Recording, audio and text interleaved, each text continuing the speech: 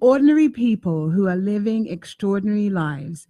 And why do I say that? We're living extraordinary lives because we're doing what we're passionate about, what we care about. And I think it's important that we do what we enjoy doing and do what we like doing, what moves our soul and our hearts. And so, like I always say, Tuesday night is my favorite time of the week because I get to be with you and I get to ask questions and I get to have wonderful guests online who are here for us to learn about, to share about, and to sort of like, if we're looking to get into that industry or take a stand for ourselves, these people are fine examples of people that have made a life around doing what's important to them. And many of these people that I have on my show, they are people that are service providers, right? Or when I say service providers, I mean they serve in the planet. They like make a difference in the planet. So a little bit about me for the, what have I been up to? What have I been up to? So I've been taking a course at Landmark. It's Landmark Education, and I've been doing this. It's so funny because the course that I'm taking, it's called Being Extraordinary, right? And so it's like, who says you're being extraordinary? You don't wake up in the morning and go, I'm going to be extraordinary. Nobody does that. But what happens is what you do, who you be, informs people, and people say that you're extraordinary, right? 9 times out of 10, we're all ordinary people living ordinary lives, but like there are things that move us and move our souls for us to take action. And so tonight, Pei, see, if I don't get, like my usual is, if I don't get your name wrong, we're not going to have a good show. So Pei Su is here. She's from England. She is the founder and CEO of ACTA Asia. And when I was talking to her, I wanted to know why ACT. And it's, what is it? The art, compassion? No, the action, compassion, togetherness, right? I know that in the early days of the AIDS virus, we had ACT UP. And it was like, I guess it was actions. People were coming together to do action. So what you have is action, compassion, and togetherness. So welcome to the show. Thank you. All the way from England. Yes. I love it. Yeah. Thank you very much, Noreen, to have me on the show. And it's a great pleasure to be able to be here. Right. Yes. So we're just going to have like a little chat and, talk about, weaving, what you do, why you do it, what called you to do it, to do what you do. But I think, what was his name? David, right? Was it David? Daniel. I knew it was a D. Yeah. Daniel. We had met at an event, was it last year? Yes. God, time is so flying. Yes. So we met at this event last year where we were, it was an event for Andrew Young, who is the Asian American person that is running for president of the United States. Yes. And I found him to be extremely captivating, very smart, a decent fella. And why not have an Asian person become an American president? I think it's definitely possible. Everything's falling to pieces today. So we met there and we talked a little bit and kind of hit it off. And then Daniel called me and said that he'd love to have you on the show. So so tell me a little bit about yourself. You live in England, you're married, you have a daughter. And you weren't raised in England, you said you were raised in? I was born in Taiwan, raised in Taiwan. I started to be a charity worker for non-profit in Taiwan. And is that what you went to school for? No, I started business in Taiwan. And I used to do trading business, but more in my work journey, I work and I found I'm very passionate about the social issue. I started to be a volunteer for different type of organization. And then I realized most of my paid job, when I go there, I was doing the unpaid job. Right. So I decided to work full time for the nonprofit. And then I worked 5 years. I got totally burnt out. Right, because you were probably given everything. Yes, and also, I think at the time, as a woman, with no background in the social movement or social change movement, it's very tough.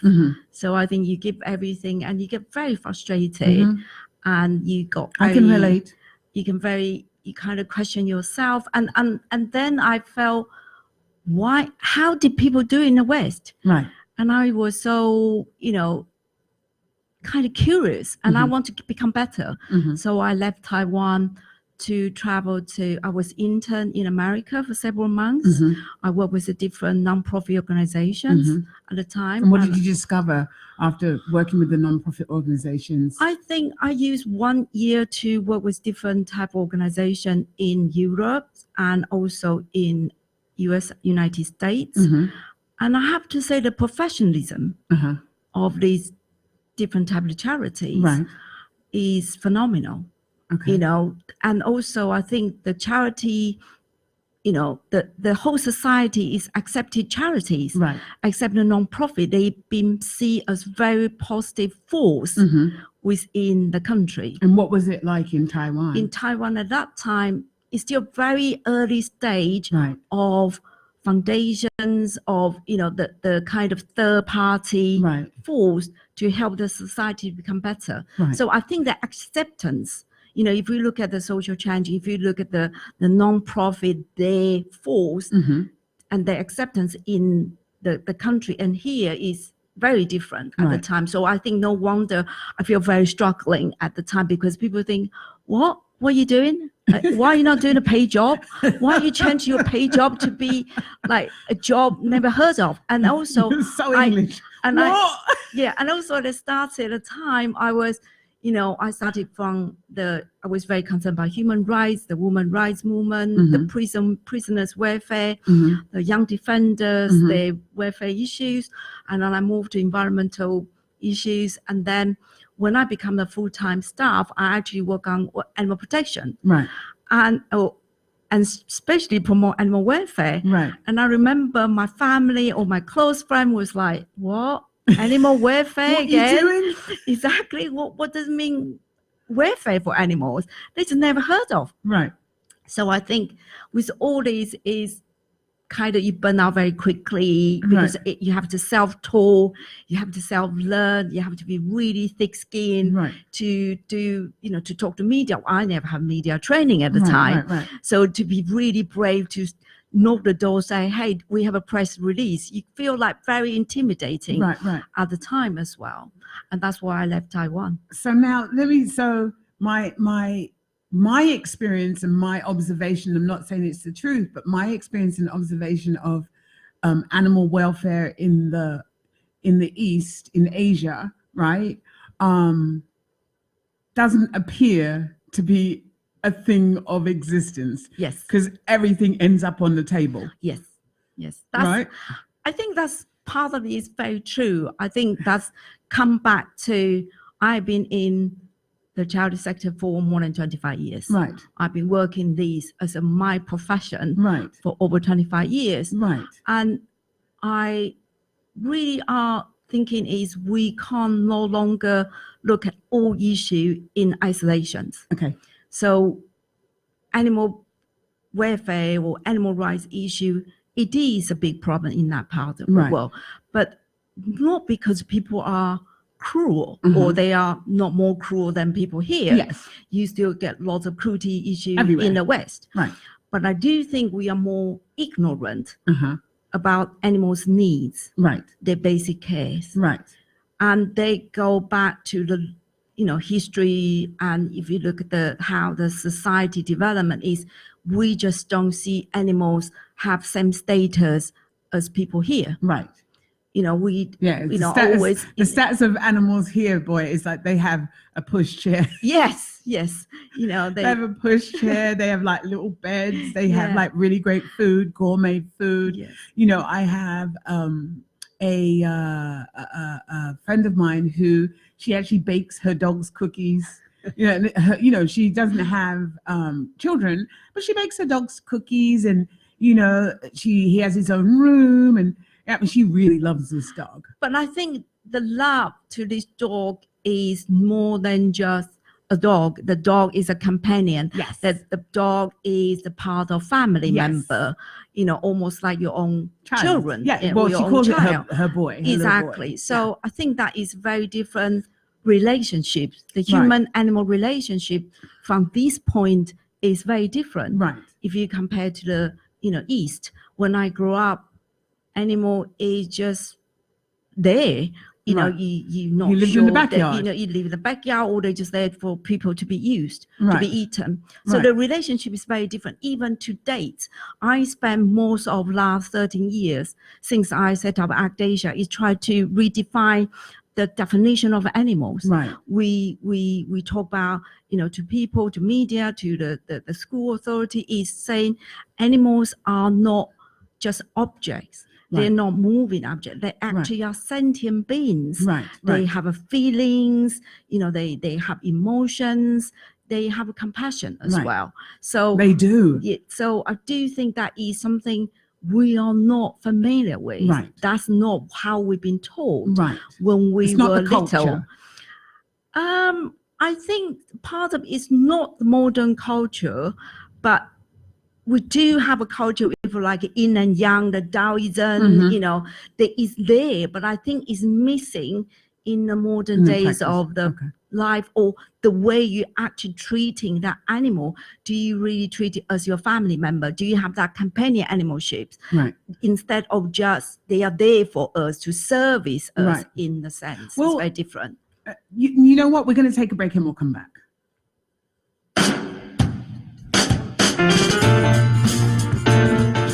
You're listening to the Talking Alternative Network.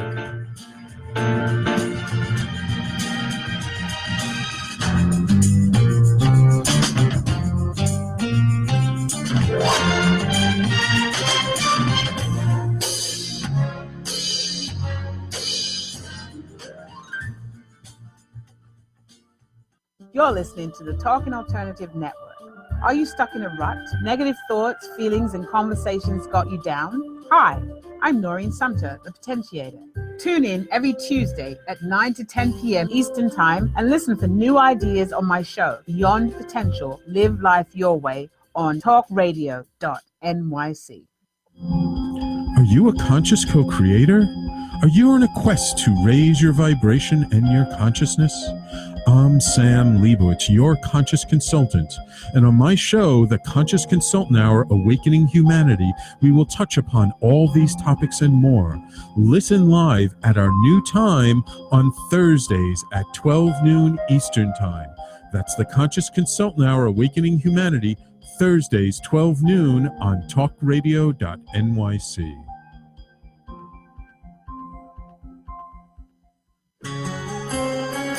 Talking Alternative Radio, 24 hours a day.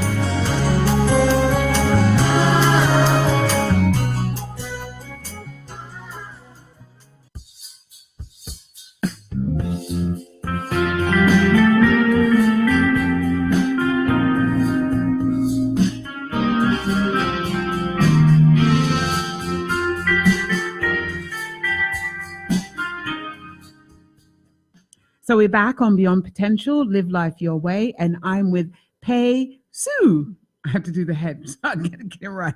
Right, Pei Su, who is the founder and CEO of ACTA Asia. Yeah. And we're talking about animals being sentient beings, animals having compassion, and having all the feelings that we have in their own dog way. Yeah. And the different cultures. I was sharing with her about being of West Indian background. We did not have a dog in the house, and most of the people that I knew growing up who were West Indian did not have a dog in the house. The dog stayed in the backyard. And in the Caribbean or in Jamaica, I didn't see anybody taking any dogs for walks. Not to say they're not there, right? But it's not a common practice. I think there's a very different it wasn't practice. A common, yes. It's a different practice. How you keep animals, especially for dog and cats, across the globe. like you said, in Caribbean or even in Sri Lanka, in Thailand, lots of these dogs, they are community dogs. Right. They look after. But I think it's not only the how you keep them, is how you view them, how you see them. For us, when we grow up, even today, for lots of Chinese people, they are animals there. They are thing. They are a thing. Right. They don't even recognize this animal can feel frightened. They have a feeling.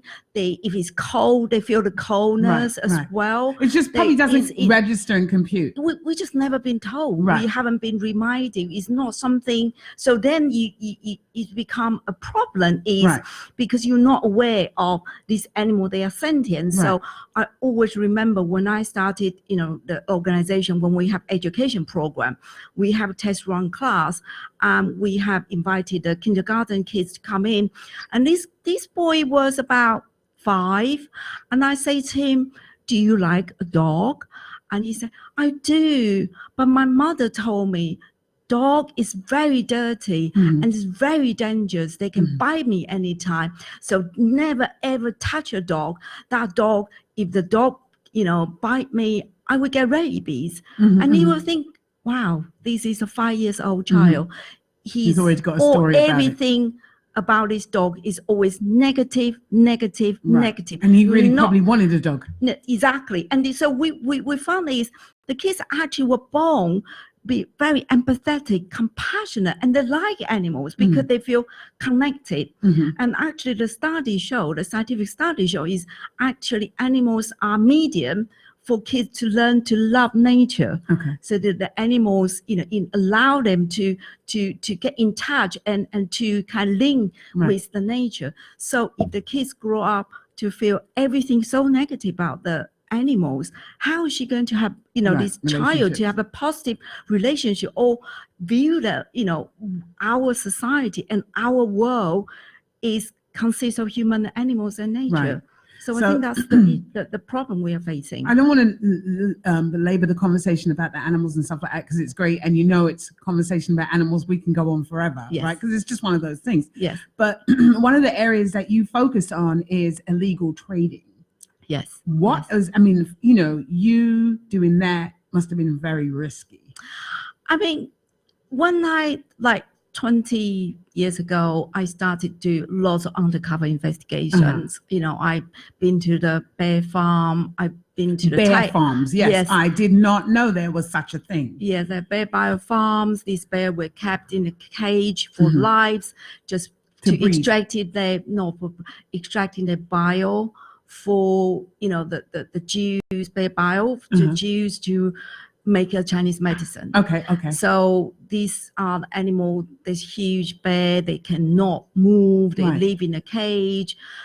So I see these, I investigate the illegal wildlife trade on rhino horn, elephants, ivory, So I see all these issues, but I found really is, again, people are buying the products, but they not really understand where that products come from. Or it's not only powder, it's a rhino horn. It's actually from that wildlife endangered species. So people can't click in the sense, when we say consumer, when you buy something, there is a consequence. Nowadays, it's very common. We just keep buying. We just keep consuming. We are not aware what we are doing actually is causing detrimental effect in our nature. Powdered rhino horn for? Or what do they say they use it for? In the old traditional medicine, is saying is for very effective for meningitis. It's very effective for reduce the high fever. So if you have high temperature, you cannot reduce it. Instead of inject lots of antibiotics, to kill the bacteria, is using the rhino horn. But now with all the technology, the modern, modern medical history, I don't really think, I think a lot of TCM, the traditional Chinese doctor, they also disagree with the practice. However, the black market is still there. That when there is a demand, there is always someone will want to supply that product. So I think for me is to educate the consumers. And what is it like for you to educate the consumers? Because I'm imagining you have to start from ABC. Yes, that's why in our program in ACTA Asia, we focus on 3 different target audience. The first one is children, because they grow up, we want them to make sure their empathy, compassion is still maintained. They're not losing that. So their empathy towards animal can be kept. That's one thing. The second thing is for the second target audience is for professionals. For example, we found, we talk to the lawyers, or we train vets, and we train, for example, fashion designer to tell them use sustainable materials. Don't use fur, because fur is immensely cruel. Is not really essential at the modern days because it's causing a lot of environmental damage. Animals are suffering. You have to use very heavy chemical to tanning the fur to keep the fur not be rotten. So it's not more sustainable products. So again, if you have to buy certain things, I think we are now all think about what that action, buying certain thing, what that action will cost to our environment. So now people are starting to think more less plastic, more sustainable, recyclable material, etc. So that's a consumer. Then we talk to the consumers. So we encourage the consumer to think about, can you live in a way is compassionate lifestyle? Your lifestyle can be changed. Your lifestyle can be sustainable way to help. So one thing I think what ACTA Asia and myself is really want to urge is we can no longer target an issue on its own in isolation. I think the World Health Organization in World Health, WHO, they, as organization, they promote one welfare in the past. That's like you said the World Health Organization. I said who, and you said no. Yes, we said who. Who's on first? That's true. You keep saying who. Yes. So really, I think is now people are not talking about one welfare anymore. Or one health. We are now talking about one care. The care has to be across the board. The care need to be addressed to different parts of society, to different agents altogether. So who do you work with in terms of, who are your partners? We work closely with schools. We educate, children by, we develop our curriculum in China. We bring the curriculum, we talk to the authority, we using, the school time to introduce for the kids to learn our curriculum. So the curriculum is called Caring for Life. Is teaching, Caring for Life? Yes, it's called Caring for Life education. We target the children from primary school from grade 1 to grade 6. And that's age 6 to 12, for them to learn how to be responsible, what is your responsibility to be a good global citizenship. So China is becoming extremely rich. They have, I think, some of probably more, they're developing billionaires frequently, faster than any other country. How is this education that you're serving, how is it targeting the children, but what's the response of the parents in this arena? We started in the program in 2012. Before we started, we did 2 years of research as well. We think that was the best way to go forward. And we decided is the best way is talking to the school education authority. So we don't go to school because we want a pathetic teacher. That's not good enough.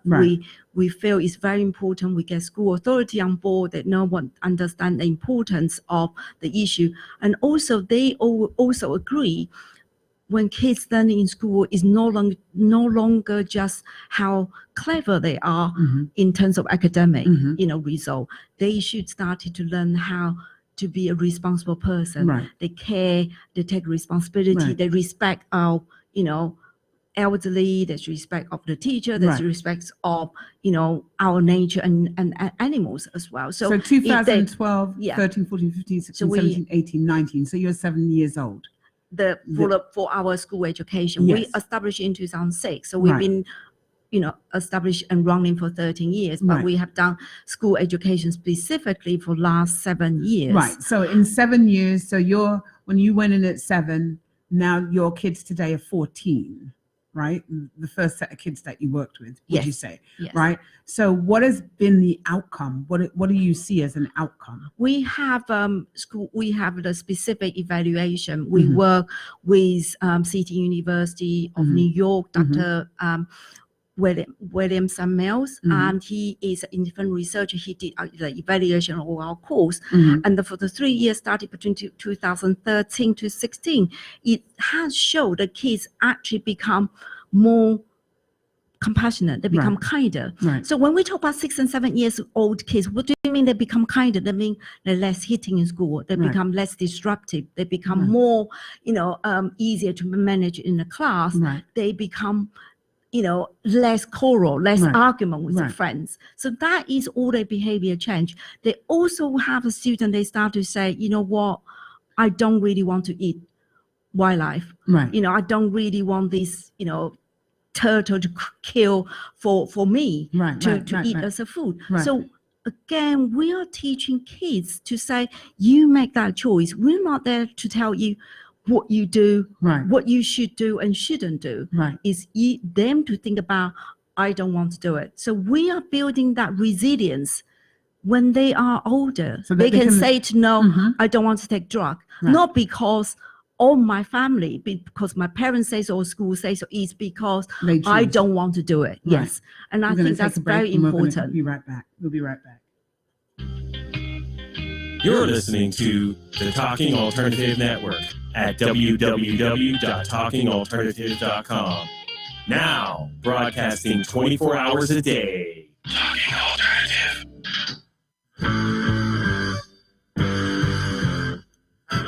Do you run or are ready to open your own business? Hi, I'm Jeremiah Fox. I've been operating and opening small business for the last 25 years, and I'm the host of the new show, The Entrepreneurial Web. Tune in every Friday at noon Eastern Time for insights and stories on the nuances of running small business right here on Fridays at noon, talkradio.nyc.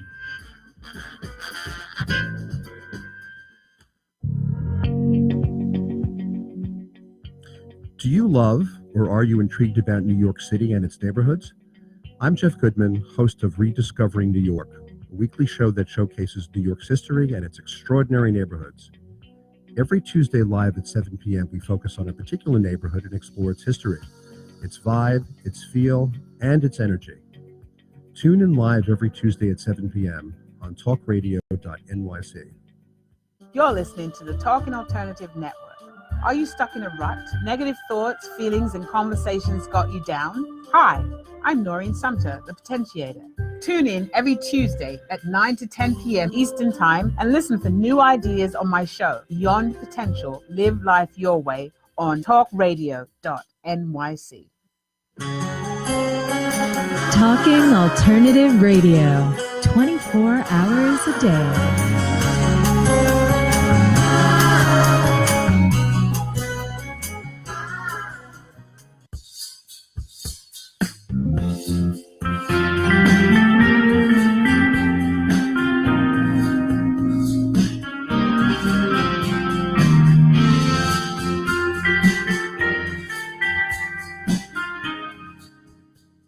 And we're back on Beyond Potential, Live Life Your Way, and we're with Pei Su. That's the only way I'm going to do it, right? It's like music.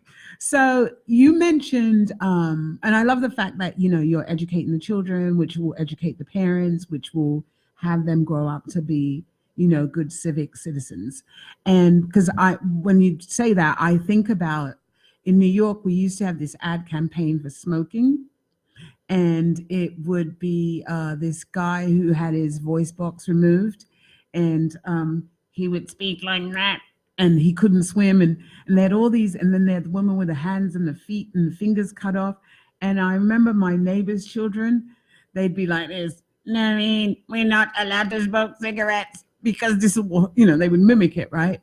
And so I remember kids saying that they're not going to smoke cigarettes because it's bad for you. They don't want to end up with a voice box, their voice box. They want to be able to continue to swim and all these kinds of stuff. And funny enough, I met some kids who were like 15 or 16 who remember those commercials and don't smoke. So I guess it does. When you start early, it makes a difference. And also a lot of those children who had parents that smoked would say, Mommy, please don't smoke. We don't want you to die. We don't want you to end up looking like that person, So that's really good. But I remember, in the conversation just now, you mentioned that you had to go undercover. Yeah. So where did you go undercover? Because this is a big deal here. I'm thinking like not for profit, you're getting grants, you're doing programs, but never undercover. Talk to me about that. I think that was probably my more early stage of working for the nonprofit. Right. And you start to really want to expose, the injustice of the issues. And it sometimes it doesn't have to be disguised. It's not that kind of dramatic, like right. 007 sort of the situation. Is really coming to really just pay bond. Just talking to these people. So what are you doing? What are you selling? Right. What's going on with these? What was that? What was the risk that you were taking when you were doing? That's really what I want to know. What were the risks that you were taking when you were doing that kind of stuff? I mean, the risk is always there because it's like a reporter. If you do something, you expose the illegal or injustice of the issue. So the risk is always there. And also as a young woman as well, don't think about 20 years ago, I was still, in young a way, it's exactly. And eager. So it's always a risk as a woman, you go in to do these things. But I think my motivation is I'm doing the better good. We really are trying to not to saying, to get these people out of the job, is really trying to show this is not the way. There's another way. To do things. Even to get, even today we wrote a report about the fur industry. We do report about, how toxic the fur could be. If you wear, fur, what either cause skin irritation or even cause could possibly that some of the chemical could cause, infertilities or even cause cancer. So this is something. I did not know that. Yeah, this is something people not aware. So I feel then when you do these things, you have to think about consequences as well. Well, when you said that, what came to mind for me was the people that work in these factories that are, making extremely these dangerous. Yes. So there is a German documentary 2 years ago. It's called The Truth Behind Fur. The documentary actually went into the fur factory. They were doing tanning. So the tanning is making, like I said, because it's real material. Right. If you want to keep it for longer, you're not in the freezer. You have to tanning it to make it, not rotten. Preserved. So the worker there, he is actually caught in the film. The worker there was really hot in summer, so there was big tanning tank, and it's full of chemical water inside. And he actually finished work, so he needed a shower. So what he did is he just scooped the water and showered himself using the tanning water. Oh God! And so he's completely ignorant to the facts of what's going on. Because nobody had told him there is a safety issue, and in the factory, the chemicals everywhere, the powder, it never passes health and safety here. Right. But they just don't understand. Right. Is anyone particular cruel? He's doing that to himself. He actually was showering. I still have that memory image in my head all the time. So who is suffering? Everyone is suffering. Right. Not only the animal is suffering. It's people work in that plant, in that it's manufacture. They trickle up. Yes. So that's why I say interconnectivity, interlink. Right. We cannot get out this problem if we're not breaking the link. Right. Yeah. There was something else that you said about. I want to talk about the children left behind. Yes. Tell me about that's because you do a lot of areas. Yes. There's a lot of areas that you focus on. Do you have a big staff? No, we are actually very resourceful. We are very frugal. I was talking to one of the foundation today, and when I told them about budget, they say, really? To such a small amount of money, you can reach 10,000 kids per year? Right. I say yes. So what do you? So you're operating with a small budget. If you had, if I could wave a magic wand, which I do have a wand, but I didn't bring it.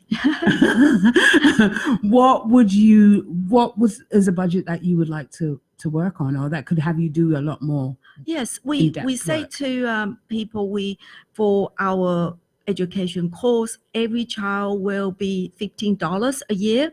That will allow them to learn 10 lessons. So if you think about $15 a child divided 10 lessons, so it's $15. only 15, yes, for one child for 10 lessons. So every child For the year? Yes. So every Hang on, child. wait, let me recap. Which country? China. Oh, yes. Jesus. So every child is $15 a year, and they can learn 10 lessons. So each of lesson only costs $1.5. So it's not a lot of money, but these will enable a child to learn compassion and empathy, to learn what is the meaning of animals. They are sentient. Right. So it's not a lot, but we do need that public support. Right. How do you get your funding? We rely on public donation. We rely on the foundation, the grant to help us. So we are quite incredible in a sense. So that's why we have won several awards this year, and in last since 4-5-6 years ago. This year I won award. In January, I won an award in China Co-Charity Leadership, was given by Shanghai Media Group. And I was just told Monday on the way to here, I was told I just won the China Charity Figures in China Charity Festival. Oh, so Yes. so basically the hard work for all these years is actually bearing fruit now. Yes, I think it's more people will recognize our work. However, ACTA Asia still very under resources. We don't have, professional fundraiser for us. So we rely on people to give us donations. So I hope people can go after this show, go to check actaasia.org and to, donate to us monthly, and we rely on these. If someone give us $15 a month, that can take care and of then one child. if you, exactly, so a year. No, you that can take you care of 12 children for the year. Yes, that's exactly what I was going. So if you $15 a month for 12 months, you can look after 12, allow 12 children to learn 10 lessons in a year. So is in China, is the school system not under the Chinese government, or is it private? No, it's we all run in the state school, but we need But to you need train. to- yes. We need to train the teachers. We Right. need to train, the people can teach the lesson. Right. We printed our curriculum. We give it file free for them to be able to use our resource material. Right. We go to rural part of China. Oh, yeah. We teach. What is that like going to the rural part? Is it where's the most I say pain point? I think Caring for Life education is, a curriculum based on the UNESCO, the principle of what is the purpose of education. The purpose of education is allow kids to learn the world, to learn the world, to sense the world, they participate in the world. Right. So we believe doesn't matter the kids is from affluent family or from disadvantaged family. Right. They all need to learn to be care. To learn to be compassionate children. Right. So, doesn't matter who they are, where they come from. They should learn to have emotional intelligence. Right. And their behind children in the rural part of China, these are the children, they haven't been able to have time with their parents because their parents live in the big city. Yes. I've seen that. Have the job. Right. And so a lot of these kids are left on their own or with their the grandparents or relative. Right. Don't get me wrong, the Chinese government do try really hard to address the issue, and there are lots of different charities try to address the left behind children's their learning and education. However, I think across the nation, we need to really refocus what is the purpose of education. Right. I always, what is the purpose of it? the purpose is I go to give to the parents a lot of talk. I call parent power. Right. I encourage the parents to say, you actually have a responsibility to teach your children. Right. And that teaching is not about how good they are in math, right, or how good they are in writing the composition, right, or to be able to speak good English. The teaching is how to be a good human being. Right. Take that responsibility. Right. So I hope these kids, when they grow up, they will say, we don't want to eat shark fin. Mm-hmm. We don't want to be buying ivory trade, mm-hmm. ivory mm-hmm. task. We don't want to, they will have more compassion for animals and things. Not only, and then also they can say, we want to do something for climate change. Right. I think climate change is, everybody is talking about it, is aware of it, but how do we do it? How is climate change affecting, how is climate change affecting, because I've never been to China, it's on my list, right? And a friend of mine went to China, and she says, when you go to China as a black person, you have to be, people want to touch you. Make sure, she goes, people were coming up to her and because they went into some rural places as well, and there's people were touching her and going like that. So I thought it was, I think it's funny, right? I mean, but how is China doing in terms of their own cases of climate change? I think, the climate change is a global issue. Right. And I think nobody will disagree with that. Say we, apart from certain people in this country, which think that's be nameless. and I think it's something is almost like a concept. Mm-hmm. I find when people talk to me we talk about sustainable fashion, right? And I have tried to make sure all these big words, there is not a jargon. Simplified. Yes. They are not just a concept. Right. They are not philosophy. Right. They are something they can be implemented. Right. They are something people in their daily life, you can do something for climate change. For example, taking the public transport, you do, take less, a car in a way. And if you can take a train. Right. So I think people in their daily life with something, they can take action. And I have said to, a lot of corporate in China as well, when we're saying climate change or sustainable fashion, all this is not just a trend. No. It's not marketing jargon. It's something you do have to believe in, and then try to see in your company's practice, what do you want to change? Right. How do you make that difference? And I think that's very important for every leader or every business leader. They start to think, how are we going to make difference? If everybody start to think about that, I think we will make some change in action. Sometimes we just not paying enough attention. Right. We just don't think about it. Right. Sometimes I always laugh about people will think, if you go to office, if you have the big ballroom where everybody go meeting, if you have 20 bottles of avian water, they will think, wow, that is really posh. Right. That's really kind of like great thing. But actually now nobody should do that, because that is just so environment friendly. The plastic. Exactly. Right. So I think and also the plastic leaches into, I don't drink bottled water unless I have to. Exactly. But it leaches into the water. But I think it's that kind of thing is, we used to just go to the shop, buy a bottle of water. Mm-hmm. Now we know microplastic. Right. We know plastic is damaging our environment, etc., etc. But now we need to really make sure when the kids grow up, they were saying, no, we don't want that. I want to take my water bottle. I want to make sure this is something, we don't want to do it. Right. I think it's very simple, but I think people just want a convenience. Yeah, well, then we convenience forget kills, about right? it. Yeah. But you mentioned that there is no, there's no a quick fix. Yes. Right? There's no Yes. quick fix. Yes. So are we at the end? Oh, okay. So do we need to take a break? Okay, we need to take a break. So we'll be right back. Talking Alternative Radio, 24 hours a day.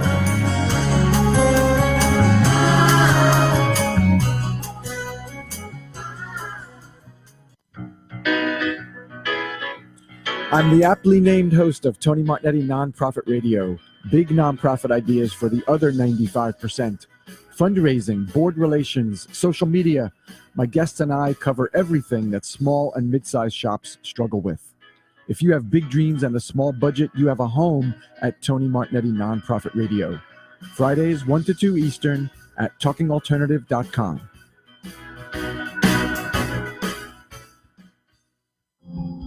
Are you a conscious co-creator? Are you on a quest to raise your vibration and your consciousness? I'm Sam Leibowitz, your conscious consultant. And on my show, The Conscious Consultant Hour, Awakening Humanity, we will touch upon all these topics and more. Listen live at our new time on Thursdays at 12 noon Eastern Time. That's The Conscious Consultant Hour, Awakening Humanity, Thursdays, 12 noon on talkradio.nyc.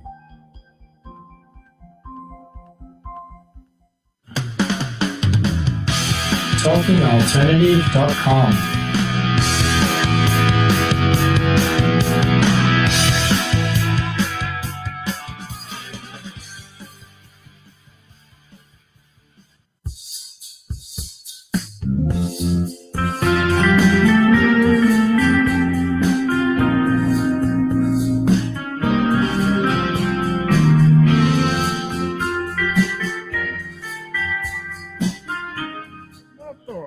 And we're back on Beyond Potential, Live Life Your Way. And I'm with Pei Su.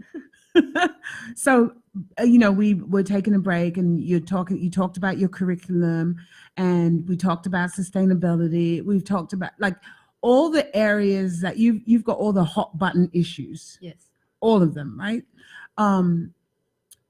But what I'm sensing from what you're saying is that with education, we can literally transform the way that we've been living. Yes, I think we are facing lots of challenge in today's society. We have a problem really from youth. The modern youth have a mental issues. You have eating disorder, suicide, self-harm. We have environment issue. Our planet is burning. It's getting cold.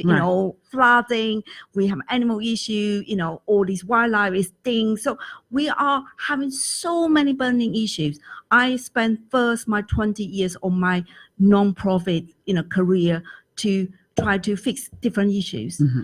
When I was 5 years ago, when I would think about, okay, I've done 20 years, and I look at my age, I say, if I'm going to work another 20 years in this moment, what am I going to do? And I tell myself, I don't want firefighting. I don't want just fix the leak. Right. I do want to have Band-aided. Yeah, band-aided. I want to be able to change within the institution.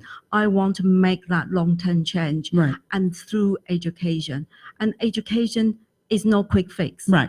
Education is a fix for long term. One brick in the wall at a time. Exactly. And I do think that's where we're facing the challenge is because it's not very sexy.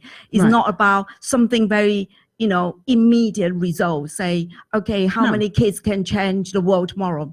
No, but they will change the world. But the next generation will be different. What's that young the young lady with the blonde hair, she has Asperger's, and she said that's a secret weapon. Yeah, in Sweden. Yes. So we want more Gretas. Yes. And that is something I feel the time will come in China. There will be more kids. They will want to do something to say, no, this is what we want to change. But we need to sow that seeds from now. I always say to people, we are cultivating the ground. We cultivated the ground. We make the seeds to be able to grow. Because if the ground is like a concrete, nothing will grow. No. They will just die. But you have to break the concrete. Yes. but the break concrete is get into the school. Right. And break concrete is be able to talk to the right people, the right company, the right consumers. Right. They want to make that change. Right. And from the children, from like they say, out of the mouth of babes, right? Yeah. From the children, it goes to the parents. From the parents, Yes. it goes to the grandparents, and Yes. so on and so forth. Yes. And Yes. the children will teach their brothers and sisters. So basically, the children will teach The the children. children will grow up to not in a vicious cycle to think they're entitled to use our planet, our nature. The kids will not feel they're entitled to use animal whenever they want. Right. The kids will make that change. They will want to make something different. So do you think that, so basically what I'm hearing from you is that bringing all the woes to the children and educating them about them will make that difference, because the children see domestic violence. They see domestic violence. They might not be able to understand it fully, but they know somebody's being hurt. So if that got brought to schools, maybe that could. Yes, that would be like a prevention. Right. You know, we always have jab. Say we don't want to get flu, Right. or we don't want to get, disease or hepatitis. Right. So you will have a prevention. So we are trying to prevention at early stage. Right. Make them to be good. Allow them to learn what does good mean. Step into their nature. Exactly. So Because kids are not naturally cruel. right. Kids are actually very compassionate, very empathetic.